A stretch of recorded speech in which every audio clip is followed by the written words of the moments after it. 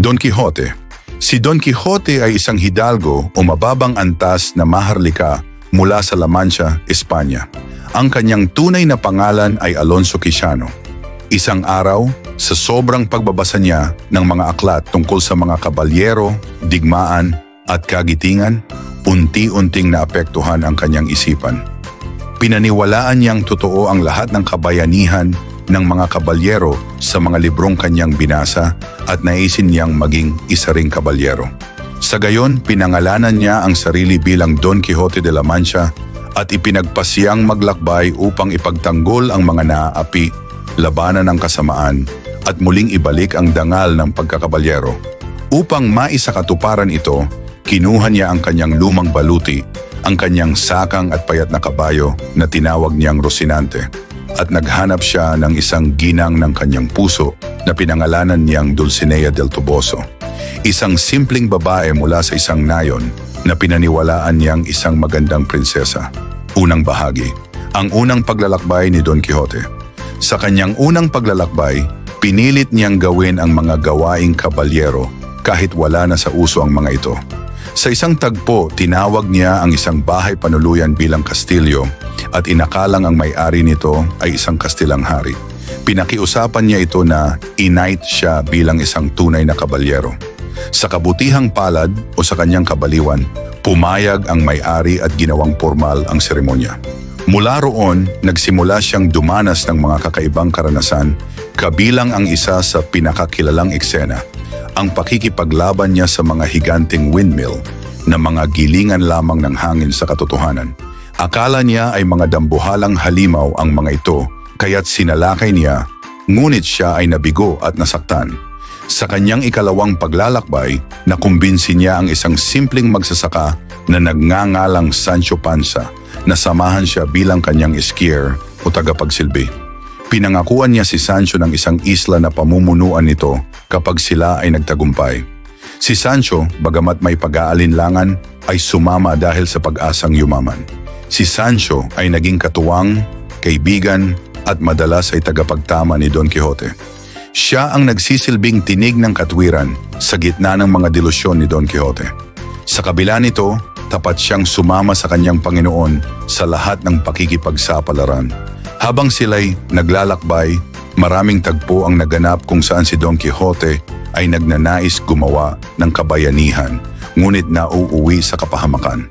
Narito ang ilan, pagliligtas sa isang alipin na pinarurusahan ng kanyang amo. Ngunit pagkalis niya, mas matindi pang parusa ang tinanggap ng alipin. Pakikidigma sa isang grupo ng mga mangangalakal na ayaw kumilala kay Dulcinea bilang pinakamagandang babae sa mundo.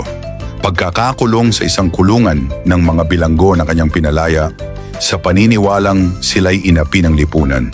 Ngunit pagkatapos siyang pasalamatan, siya ay binato ng mga ito. Sa lahat ng ito, si Sancho ay laging naroroon, minsan ay pumipigil, minsan ay humahanga, ngunit laging tapat.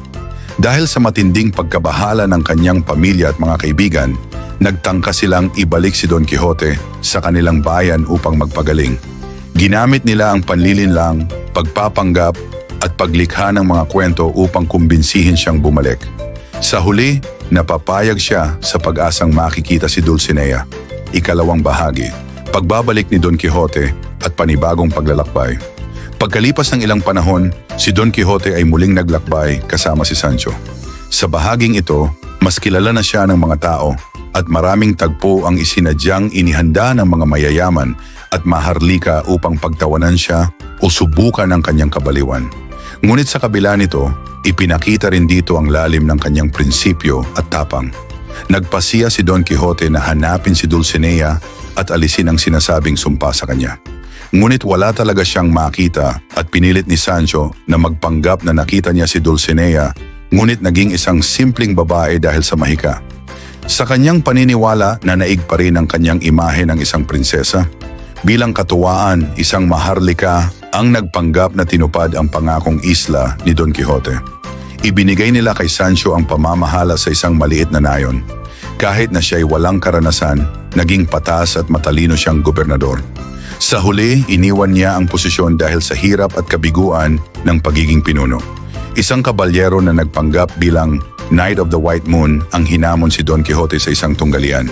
Ang kasunduan, kung matalo siya, kailangan niyang bumalik sa kanyang bayan at iwan ang pagkakabalyero. Sa huli natalo si Don Quixote at tumupad sa kasunduan. Wakas ang kamatayan ni Don Quixote. Pagbalik sa kanilang bayan, unti-unting nawala ang kabaliwan ni Don Quixote. Muling naging si Alonso Quijano siya. Sa wakas kinilala niya ang kanyang mga maling paniniwala at ang mga kwento ng kabalyero bilang katang-isip lamang. Sa kanyang huling sandali, iniwan niya ang kanyang pagka-Di Quixote at namatay ng may kapayapaan. Si Sancho, na nooy labis ang lungkot, ay nais pang ipagpatuloy ang kanilang mga paglalakbay, ngunit huli na ang lahat. Ang Don Quixote ay higit pa sa isang kwento ng kabaliwan. Isa itong alegorya ng pangarap, paninindigan, kabayanihan, at ang manipis na linya sa pagitan ng realidad at imahinasyon. Habang tinutukso ng mundo si Don Quixote, pinili niyang maniwala sa kanyang prinsipyo na may dangal sa pagiging mabuti, may karangalan sa pagiging tapat, at may kabayanihan sa paglilingkod sa iba. Ang kanyang kabaliwan sa mata ng marami ay maaring isa ring anyo ng kadalisayan, isang paniniwala sa kabutihan kahit ang mundo ay puno ng kasamaan. Ang Don Quixote ay hindi lamang isang kwento ng isang lalaking nabaliw sa kabalyero. Ito ay isang salamin ng lipunan, isang pagninilay tungkol sa kung paano kumikilos ang tao sa gitna ng pagdurusa, pangarap at realidad. Sa kabila ng nakakatawa at minsan ay kakaibang asal ni Don Quixote, ang kanyang mga kilos ay may malalim na simbolismo, isang paglalaban sa pagitan ng idealismo at praktikalidad, pananampalataya at kawalang paniwala, at kabutihan laban sa kawalang interes ng mundo. Si Don Quixote sa kanyang kabaliwan ay kumakatawan sa pag-asa ng sangkatauhan, isang tao na patuloy na naniniwala na kayang baguhin ang mundo. Sa isang lipunang puno ng panlilinlang, kawalang katarungan at kasakiman, siya ay tumindig at nagsabing, "Ako ay isang kabalyero at ipaglalaban ko ang tama." Bagamat ang kanyang mga gawa ay madalas na nauuwi sa kabiguan o kahihiyan, hindi niya kailanman tinalikuran ang kanyang layunin. Siya ay isang taong lubos na tapat sa kanyang paniniwala, kahit na ang buong mundo ay tumatawa sa kanya. Sa kabilang banda, si Sancho Panza ay kumakatawan sa karaniwang tao, pragmatiko, praktikal, ngunit may pusong bukas sa pag-asa. Habang ang kanilang paglalakbay ay tila isang kabalintunaan, ito rin ay isang pagsasanib ng pangarap at realidad. Sa pagdaan ng panahon, si Sancho ay hindi lamang sumusunod kay Don Quixote, kundi unti-unting naaapektuhan ng kanyang pananaw, habang si Don Quixote naman ay natututo rin mula sa simpleng karunungan ni Sancho. Sa huli, makikita natin na kahit ang pinakamabaliw na paniniwala ay maaaring magkaroon ng saysay kung ito ay pinanghahawakan ng may puso, dangal at layunin. Sa huling bahagi ng nobela, nang unti-unti nang nawawala ang ilusyon ni Don Quixote at kanyang tinanggap ang katotohanan, may kakaibang lungkot na bumalot sa mga mambabasa. Sapagkat sa kanyang paggising mula sa panaginip, tila nawala rin ang pag-asa at kabighaniang siyang naging ilaw ng kanyang buhay. Ang kanyang kamatayan ay hindi lamang wakas ng isang tao, kundi wakas ng isang panahon ng kabalyero, ng panaginip, ng purong layunin. Ngunit sa mas malalim na antas, ang Don Quixote ay hindi talaga nagtapos sa kamatayan ng kanyang bida. Sa halip, ito ay isang paalala sa lahat ng mambabasa na kahit ilang ulit tayong mabigo, kahit pagtawanan tayo ng mundo, ang pagtindig para sa kabutihan at katarungan ay kailanmay hindi isang kabaliwan. Ito rin ay isang pagkilala sa kapangyarihan ng panitikan at imahinasyon. Si Don Quixote ay nahulog sa kanyang katang-isip, ngunit sa prosesong ito, nabigyan niya ng bagong kahulugan ang kanyang buhay.